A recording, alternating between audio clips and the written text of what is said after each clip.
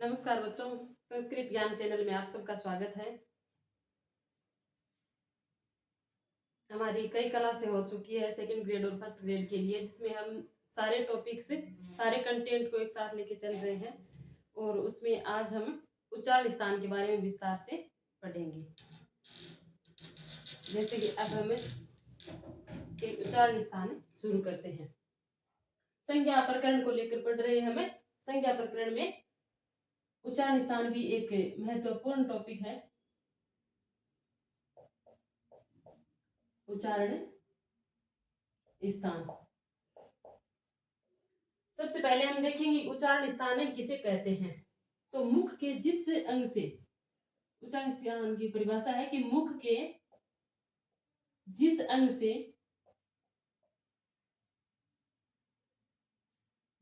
से किसी वर्ण की उत्पत्ति होती है, किसी वर्ण की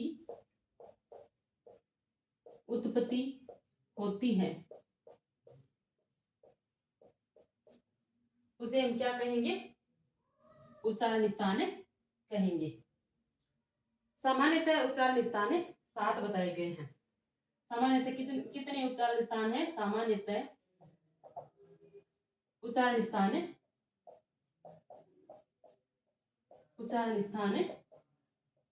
7 है। जिसमें कौन कौन से है 7 उच्चारण स्थान हमारे? सबसे पहले कंठ, 2 नंबर पर कंठ से बाद में चलते हैं तो आगे आता है तालु, तालु के बाद में आते हैं दांत तो दंत, फिर क्या आता है? नहीं, तालु के बाद में मूर्धा भी आता है। 4 नंबर पर हम ले लेंगे मूर्धा और 5 नंबर पर लेंगे ओष्ठ, 6 नंबर पर नासिका और 7 नंबर पर लेंगे हमें जिह्वा मूल।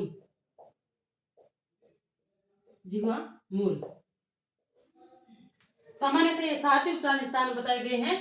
सबसे पहले कंठ आता है, कंठ के बाद में आगे चलते हैं तो तालु आता है, तालु के बाद में मूर्धा, दंत, ओष्ठ, नासिका और जिह्वा मूल। ये 7 ही उच्चारण स्थान बताए गए थे, लेकिन पाणिनि ने 8 उच्चारण स्थान बताए हैं।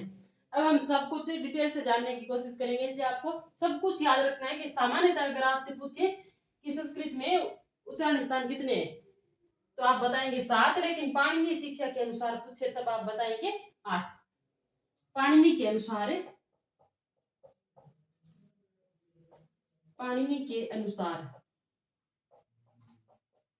उच्चारण स्थान कितने हैं? 8। पाणिनि ने इन 7 के साथ साथ एक उर को भी क्या माना है? उच्चारण स्थान माना है। एक ये ज्यादा जोड़ दिया, बाकी 7 तो यही हैं, एक ज्यादा जोड़ दिया उरे। उरे उच्चारण स्थान में ये बाकी तो कंठ, तालु, दंत, मूर्धा, ओष्ठ, नासिका, जिह्वा मूल ये सब होते ही हैं, लेकिन उर उन वर्णों का उच्चारण स्थान है जो वर्ण द्वितीय वर्ण होते हैं, जैसे कि है लिखा, इसके साथ है लिखा, हृदय लिखा, जैसे हृदय। और इस है का अगर हमने उच्चारण स्थान पूछे, है वर्ण के साथ जब कोई दूसरा व्यंजन वर्ण जुड़ जाता है तो उस व्यंजन वर्ण का उच्चारण स्थान पाणिनि ने उरे बताया है। उरे का मतलब हृदय ही होता है। तो इस प्रकार से उच्चारण स्थान कितने माने गए हैं? 8। उरे का मतलब जो वर्णन है वो लघु सिद्धांत, वर्तमान में कौन सी व्याकरण पढ़ते हैं तो लघु सिद्धांत कौमुदी के अनुसार हम संस्कृत की व्याकरण पढ़ते हैं, तो लघु सिद्धांत कौमुदी में उरे का नाम नहीं आया है। सामान्यतः उच्चारण स्थान 7 ही बताए गए हैं, लेकिन जब ऐसा पूछ ले, पाणिनि का नाम देकर पूछे, तब आपको उच्चारण स्थान 8 बताने हैं और पाणिनि कौन सा उच्चारण स्थान जोड़ा तो आपको बताना है उरे है। लेकिन संस्कृत के संपूर्ण वर्णों के लिए पाणिनि ने 8 बताया, लेकिन संस्कृत के ये भी याद रखना, संस्कृत के संपूर्ण वर्णों के उच्चारण स्थान के लिए, संपूर्ण वर्णों के उच्चारण स्थान कितने बताए गए हैं? उच्चारण स्थान 11 बताए गए हैं। इन 11 उच्चारण स्थानों से संस्कृत के जो सारे वर्ण है उनका उच्चारण स्थान संभव हो सका है। तो अब हम सबके उच्चारण स्थान पढ़ेंगे, कितने वर्णों का कैसे कैसे उच्चारण है वो हमें देखेंगे।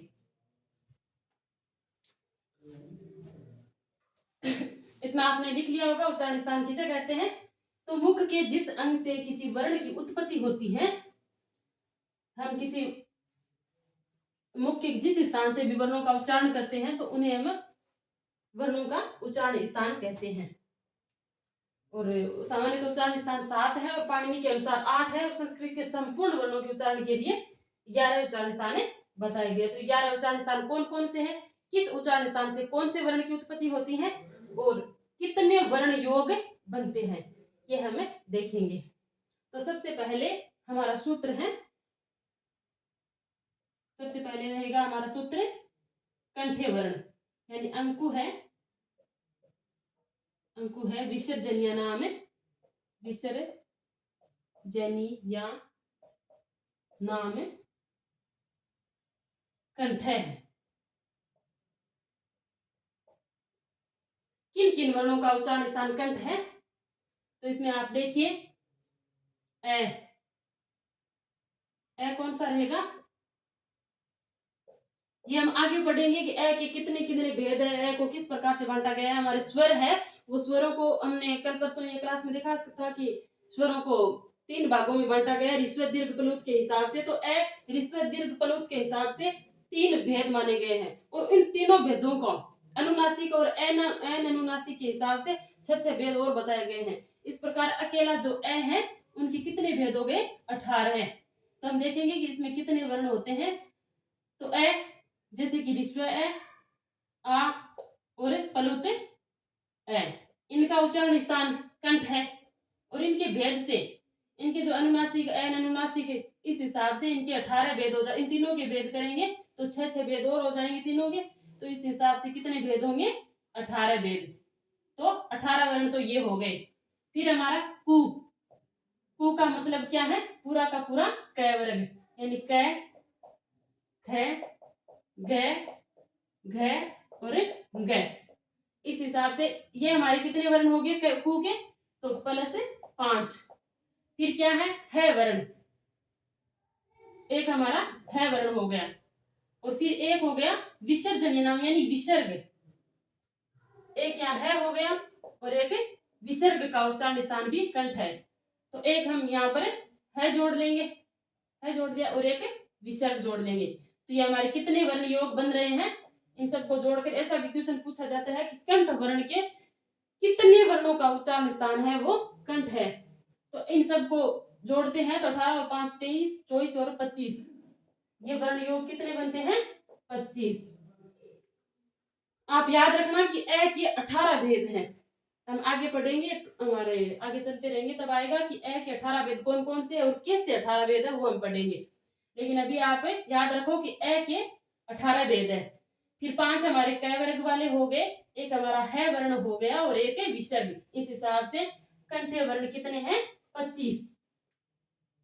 इसको आप याद रखना। और फिर अगला सूत्र है हमारा इचु ये शानाम, इचु ये शानाम तालु। तो अब ये किन किन वर्णों का उच्चारण स्थान तालु है, तालु वर्ण के उच्चारण स्थान है ई। उसी हिसाब से चलेंगे, ई के भी हमारे 18 भेद हो गए, ऋस्व ई, दीर्घ ई और प्लुत ई। और फिर हम ई के आगे भेद करेंगे तो कितने भेद हो जाएंगे, ई के भी 18 भेद हैं। फिर चू वर्ग यानी पूरा का पूरा, चू का मतलब है पूरे 5 वर्ण, च छ ज झ ये, तो ये 5 वर्ण प्लस ये क्या आ गया, ये का भी उच्चारण स्थान है तालु है। तो एक आ गया ये यवलो द्विधा, ये सूत्र आप याद रखना, यवलो द्विधा, ये व यानी ये व और ल, इनके दो उच्चारण स्थान है, इनके दो भेद होते हैं। एक तो ऐसा होता है यम और एक होता है सीधा ये। तो अनुनासिक और अनुनासिक ये बिना नासिका के बोला जाता है और इसको नासिका के सहित बोला जाता है, तो ये व और ल के इन तीनों वर्णों के दो दो भेद होते हैं। दो दो भेद होते हैं। ऋस्व दीर्घ प्लुत के हिसाब से नहीं होते, इनको अर्ध स्वर माना गया है, तो इनके केवल अनुनासिक और अनुनासिक इस हिसाब से ये व ल के दो दो भेद होते हैं। तो ये के हम कितने लेंगे? 2। ये के 2 भेद हो गए। फिर हमारा है तालव्य स, फिर एक तालव्य श हो गया। इस हिसाब से हमारे पास तालव्य वर्ण कितने हुए? तो 18 5 23, 23 और 2 25 और 1 26। इनको आप याद रखना डिटेल से, ये सवाल सेकंड ग्रेड फर्स्ट ग्रेड में पूछा जाता है। तो इन वर्णों को तालव्य वर्ण कितने हमारे पास है? 26 60 20 है। फिर अगला सूत्र देखिए, फिर क्या आता है? रिटूर शाणा में मुर्दा। तो आप याद रखना, रिटूर शाणा में मुर्दा।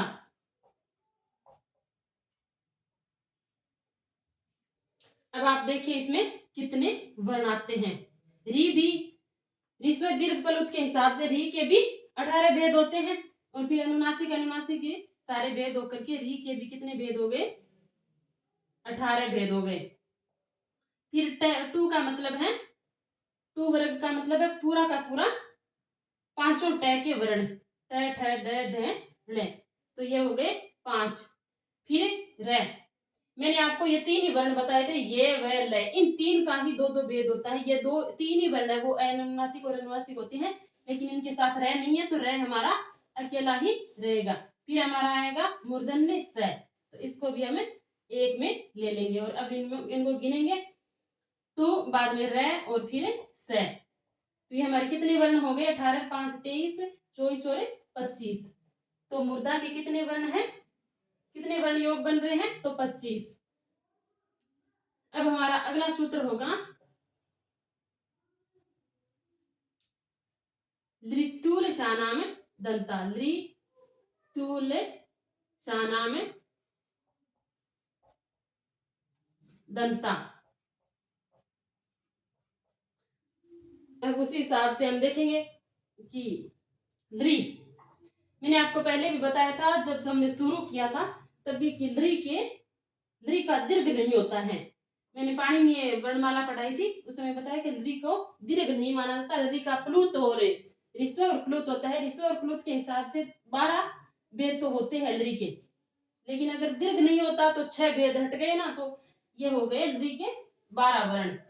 फिर तू का मतलब है, फिर तू लिया हमने पूरा का पूरा तय वर्ग, तो तय वर्ग में 5 वर्ण आ गए। फिर है ल, ये देखो यहाँ पर लिखा था हमने ये व ल के दो दो भेद होते हैं, तो ल इसमें है, तो हमने लेंगे ल के 2 भेद, और फिर हमारा श, फिर एक हो गया स, तो एक है श। अब इन वर्णों को हम गिनेंगे कि कितने वर्ण हो रहे हैं। तो 12 5 17, 17 और 2 19 और एक है 20। तो हमारे दंत्य वर्ण कितने हो गए?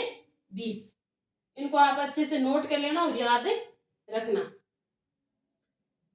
ये हमारा पहला सूत्र है, अंको है विसर्जनीय नाम कंठ है। इन वर्णों का उच्चारण स्थान है वो कंठ है। तो इनमें कौन कौन से वर्ण है?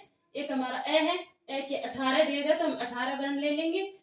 और फिर हमारा कु वर्ग है, कु वर्ग में 5 वर्ण आ गए, क ख ग और फिर हमारा है वर्ण ले लिया, और फिर क्या लेंगे? हमें एक विसर्ग ले लेंगे। तो इस हिसाब से 25 वर्ण है वो कंठे वर्ण है। इचु ये शानाम तालु, तो ई के 18 भेद हैं, और चू का मतलब है पूरे 6 वर्ग के 5 वर्ण, और ये ले लिया, ये के 2 भेद है, ये बोलो द्विधा एक सूत्र है, उस हिसाब से ये व ल के 2 भेद हैं, तो हमें इनके 2 ले लेंगे। फिर एक स ले लिया, तो 26 वर्ण हो गए। फिर अगला सूत्र है हमारा ऋटूर साणा में मुर्दा। तो री के भी 18 भेद हैं, फिर टू वर्ग के 5 वर्ण, और र के एक ही है, ये व र ल, ये चारों मत लेना, इसमें केवल 3 ही वर्ण है, ये व ल, तो र का एक ही भेद रहेगा। फिर स, तो इस हिसाब से 25 वर्ण हो गए। और ऋतुल शाना दंता, तो इसमें दंत्य वर्ण कौन कौन से हैं? तो लृ का दीर्घ नहीं होता, इसलिए इसके 12 भेद रहेंगे, और तू वर्ग में 5 वर्ण आएंगे, और ल के 2 भेद है, तो 2 ले लेंगे, और एक स, तो इस हिसाब से हमारे कितने वर्ण हो गए? 20। अब हम अगला सूत्र पढ़ेंगे, हमारा 5वां सूत्र, उपधमानिया नाम ओष्ठव, उप दमानिया नाम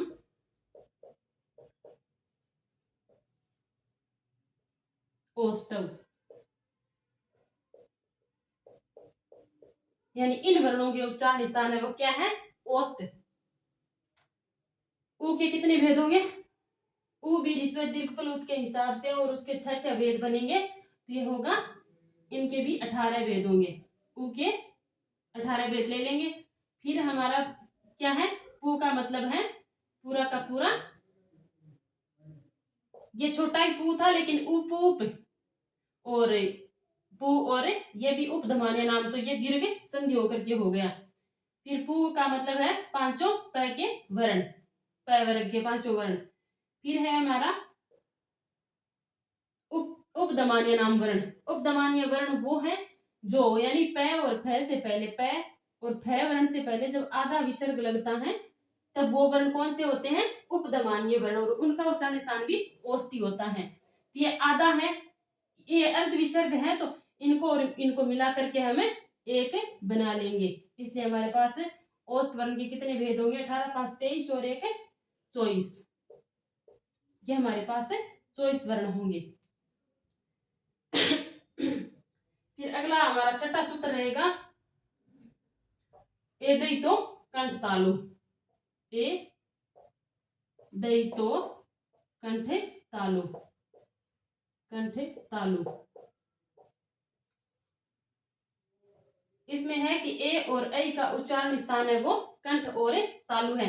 आप जानते हो कि ए और ऐ दोनों दीर्घ हैं, तो इनका ऋस्व कभी नहीं होगा। जो दीर्घ वर्ण है स्वयं में ही सिद्ध है, उनका ऋस्व नहीं होगा, और ऋस्व नहीं होगा तो इनके ऋस्व को छोड़ देंगे और दीर्घ और प्लुत का ले लेंगे। तो हमारे पास इन दोनों के कितने भेद हो जाएंगे? ए और ऐ के।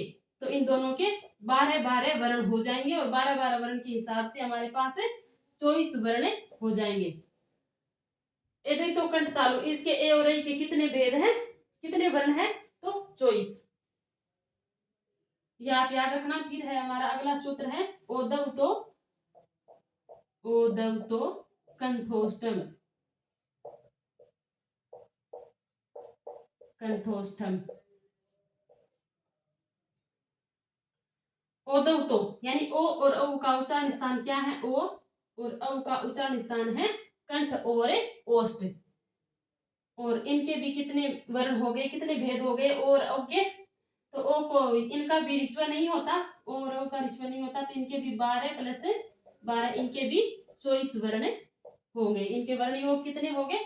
24। फिर अगला हमारा 8वां सूत्र रहेगा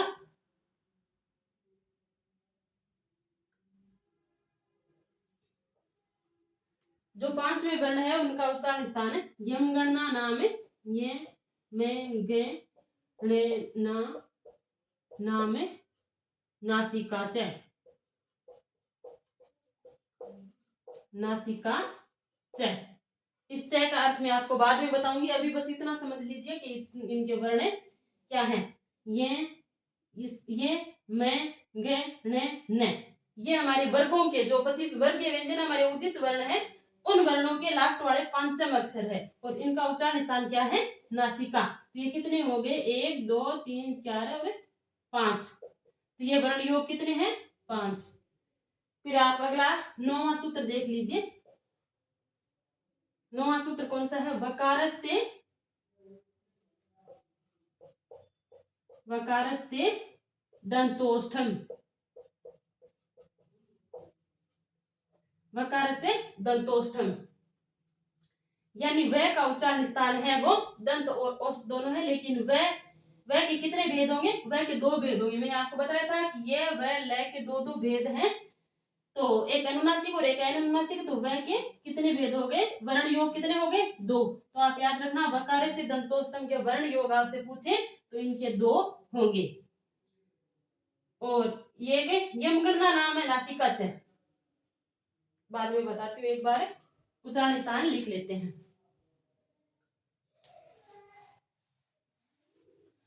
हमारे 9 हो गए और 2 रहे हैं, एक जीवामूल्य और एक उप नासिका। उपदमानी तो आ गए ओष्ठ के साथ ही, फिर नासिक के वर्ण रहे।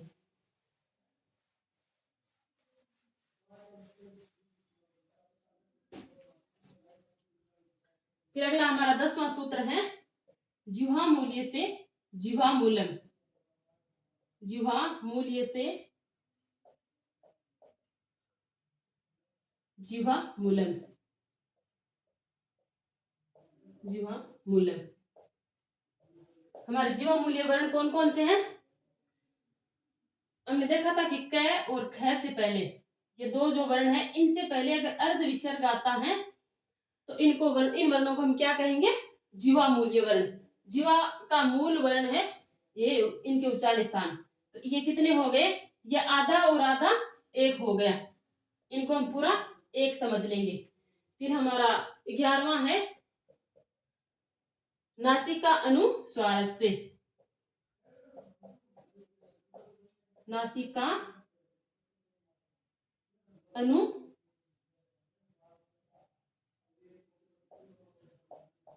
अनुस्वार से।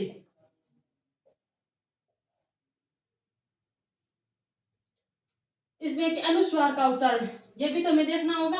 अनुस्वार ये जैसे कि ए के ऊपर ये लग गया, एक स्वर वर्गों से पहले जब एक बिंदु सा लगता है तो उन्हें कहेंगे हम अनुस्वार। और अनुस्वार का उच्चारण स्थान क्या है?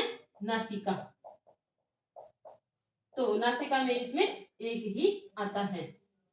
तो इस हिसाब से हमने ये देखा कि हमारे 11 उच्चारण स्थान है। 11 उच्चारण स्थानों से हमारे सारे के सारे वर्णों का उच्चारण स्थान संभव हो सका। और इनके कितने वर्ण योग बन रहे हैं वो भी हमने देख लिए। फिर हम देखते हैं कि ऐसे संस्कृत के ऐसे 10 वर्ण है जिनका उच्चारण स्थान है वो क्या है? एक नहीं, दो स्थान बताए गए हैं।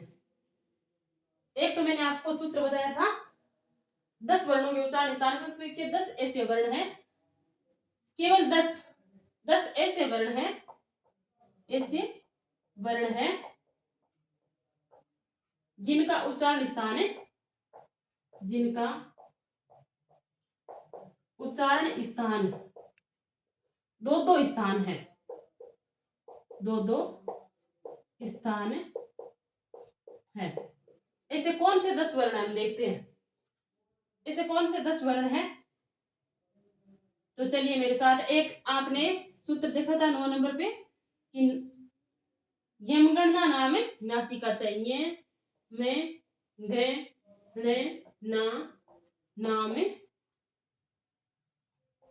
नासिका च। इस च को पकड़ो आप। च का मतलब होता है और। संस्कृत में च का मतलब क्या होता है? और। तो इसके ये देखो कि इन 5 वर्णों का ये में गे न इन 5 वर्णों का उच्चारण स्थान है क्या होता है? नासिका। नासिका तो होता ही होता है, लेकिन एक और भी उच्चारण स्थान होता है इनका। तो एक और कौन सा होता है? तो एक सूत्र आप और देखो, इसके साथ ही देखो इसका संज्ञा सूत्र क्या है नासिका वर्णों का? तो मुख नासिका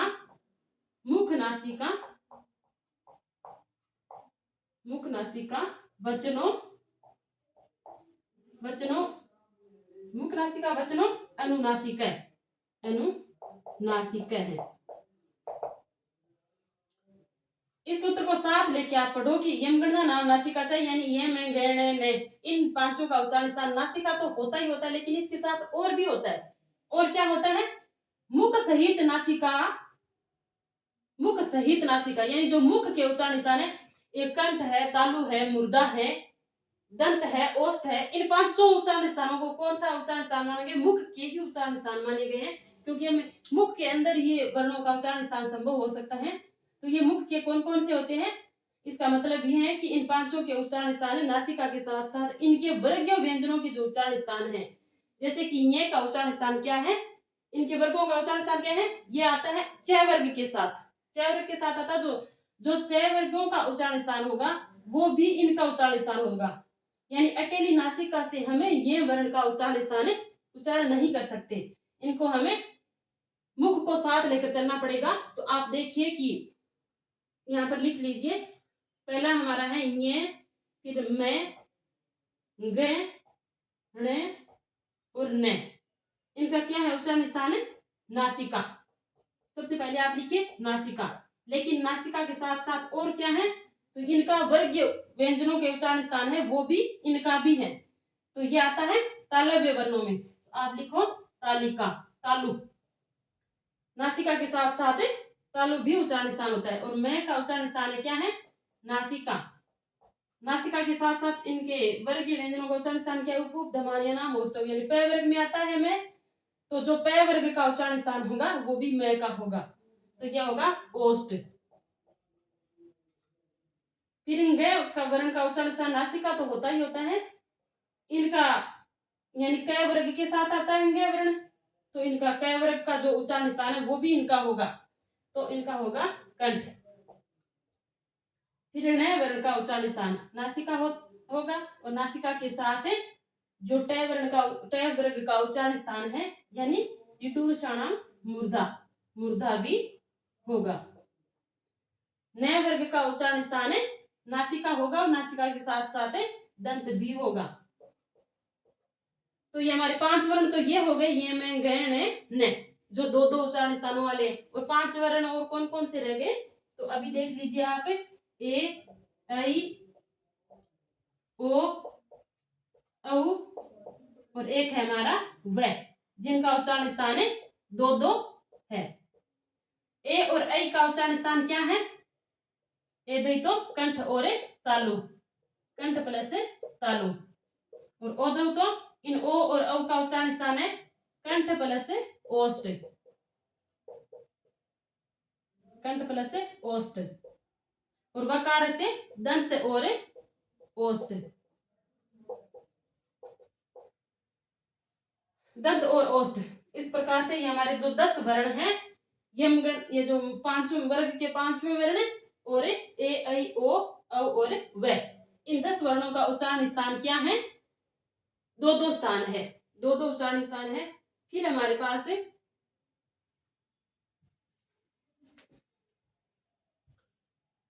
और देखते हैं हम,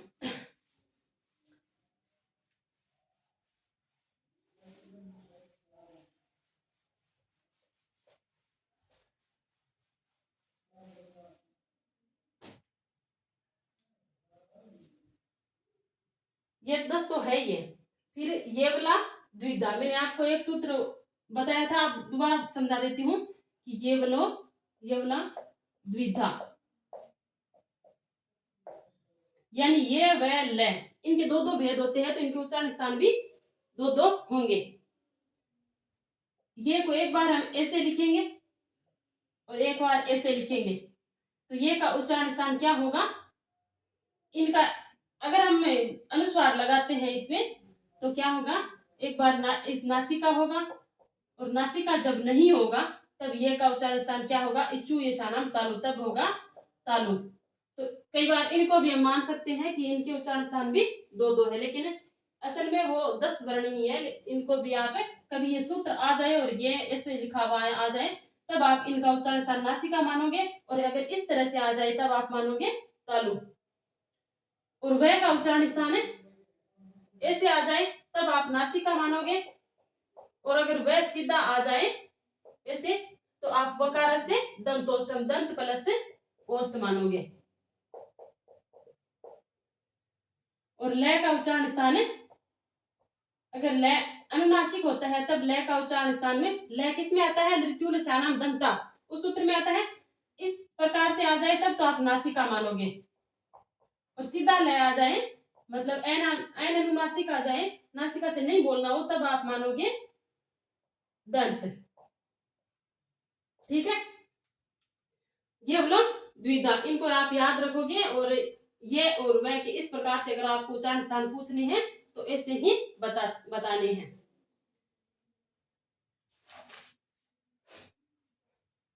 और एक आप याद रखना कि जो सारे स्वर हैं, सभी स्वर भी अनुनासिक हो सकते हैं, अनुनासिक हो सकते हैं।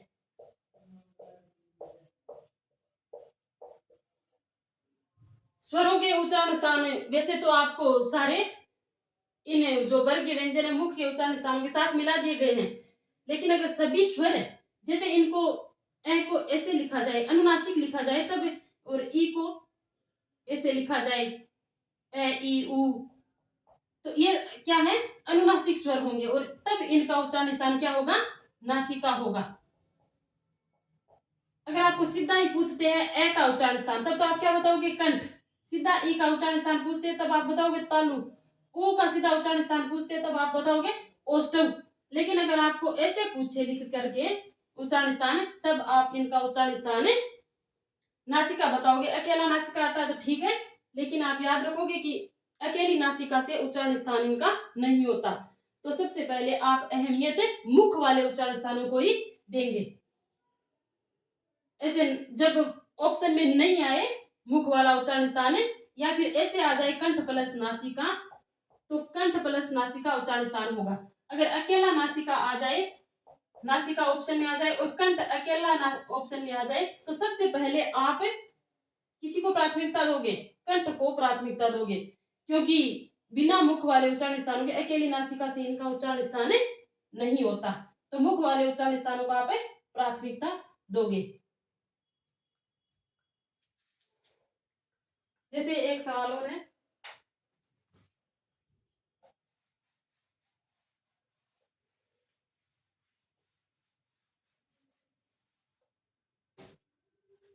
विसर्ग का उच्चारण स्थान, यानी विसर्ग का सामान्यतः उच्चारण स्थान है, सामान्यतः उच्चारण स्थान, उच्चारण स्थान। सामान्यतः उच्चारण स्थान पूछे तो क्या है, कंठ है। सामान्यतः उच्चारण स्थान है वो कंठ ही है। लेकिन अगर हमें किसी स्वर पर आश्रित होकर पूछे, अगर किसी स्वर के आश्रित पूछे, अगर किसी स्वर पर आश्रित पूछे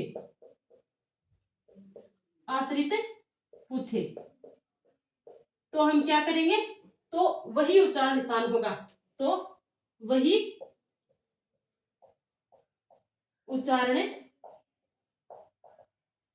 स्थान होगा जो उस स्वर का है, जो उस स्वर का उच्चारण स्थान है, जो उस स्वर का उच्चारण स्थान है। इसको आप याद रखना, ये सवाल बहुत बार पूछते हैं। जैसे अगर विसर्ग का सामान्यतः उच्चारण स्थान पूछते हैं कि विसर्ग का उच्चारण स्थान क्या है, तब तो हमें कंठ ही करना है। अगर किसी स्वर पर आश्रित पूछे, इस बात को नोट करना कि स्वर पर आश्रित पूछे, तब वही उच्चारण स्थान होगा जो उस स्वर का होगा। जैसे अगर हमने सामान्यतः पूछ लिया, ये है, जैसे ए पर पूछ लिया, तो ए का उच्चारण स्थान भी कंठ है, तो इस विसर्ग का उच्चारण स्थान भी हम क्या करेंगे, कंठ करेंगे। सामान्य सी बात है कि हमें कंठ ही करेंगे। लेकिन हमें पूछ लिया, जैसे गुरु शब्द लिख दिया और यहाँ पर विसर्ग लगा दिया, अब हमें पूछे कि इस विसर्ग का उच्चारण स्थान क्या है, तब हम क्या बताएंगे, इस विसर्ग का उच्चारण स्थान हम वही करेंगे जिस स्वर पर ये विसर्ग है वो आश्रित है। यानी ये विसर्ग किस पर आश्रित है, तो ये अब ऊ पर आश्रित है, और इस ऊ का उच्चारण स्थान क्या होगा, वही इस विसर्ग का उच्चारण स्थान क्या होगा। इस ऊ का उच्चारण स्थान क्या है, तो हम जानते हैं कि ऊ का उच्चारण स्थान है ओष्ठव, तो इस विसर्ग का उच्चारण स्थान भी क्या होगा, ओष्ठव। इस प्रकार से आप विसर्ग का उच्चारण स्थान करोगे।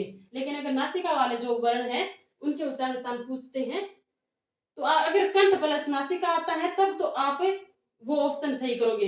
लेकिन अगर अलग अलग ऑप्शन में आते हैं, नासिका, कंठ, ओष्ठ ऐसे आते हैं, तो आप कंठ वाले जो उच्चारण स्थान है सही, उन्हीं को प्राथमिकता दोगे। तो इस प्रकार ये आपका विसर्ग का कंफ्यूजन है वो मैं मान रही हूँ कि अब आपको विसर्ग का उच्चारण स्थान का कोई कंफ्यूजन नहीं रहेगा। जैसे किसी पर पूछ ले,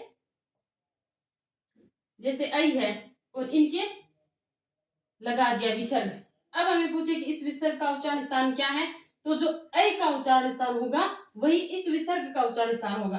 तो ए देखो, यानी कंठ और तालु, कंठ तालु करना है।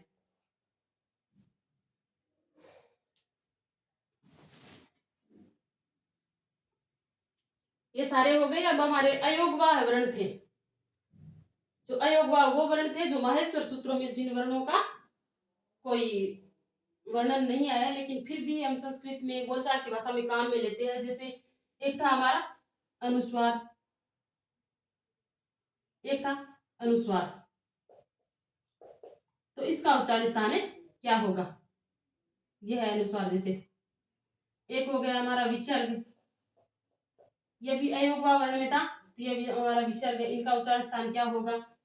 एक हमारे और अयोगवा में कौन कौन से वर्ण थे? तो जीवामूल्य, जीवामूल्य, इन सब का आपको मैंने बता दिया, लेकिन दोबारा याद दिला दूं। और फिर यह थे उपधमानीय, और फिर हमारे थे यम वर्ण। यम वर्ण में क्या क्या आ रहे थे? कुम, खुम, गुम, गुम, ये वर्ण आ रहे थे।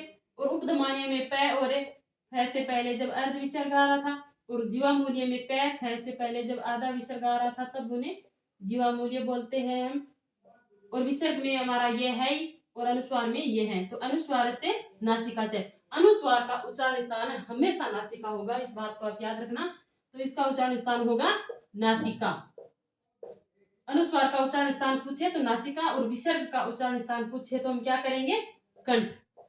विसर्ग का मैंने आपको खोल के बता दिया है कि सीधा पूछे विसर्ग का उच्चारण स्थान तब कंठ करना है, और अगर हमें किसी स्वर पर आश्रित पूछे तब वही उच्चारण स्थान होगा जो उस स्वर का होगा। और जीवामूल्य का उच्चारण स्थान है जीवामूल होगा, यह आपको मैंने लिखवा दिया है, जीवामूल। और उपधमानीय का उच्चारण स्थान है उपधमानीय नाम है, उपधमानीय नाम औष्टव, तो इनका होगा औष्ट। और कुम, खुम, गुम, घुम, तो इनका उच्चारण स्थान क्या होगा? नासिका।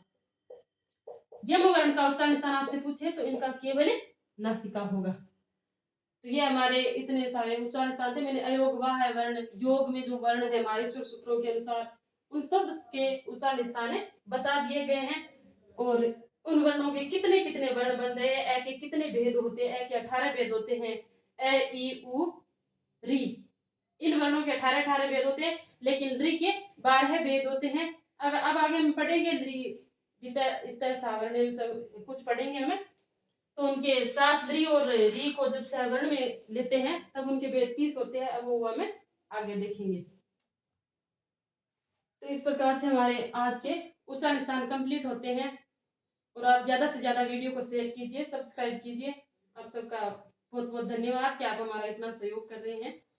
और मेन बात यही है कि आप अच्छे से पढ़ो हर चीज को, और अच्छे से फोकस करो, आप पढ़ते जाओ, आपके मानो कि सब सारे का सारा अच्छा होगा, अच्छा पेपर जाएगा आपका। और धन्यवाद।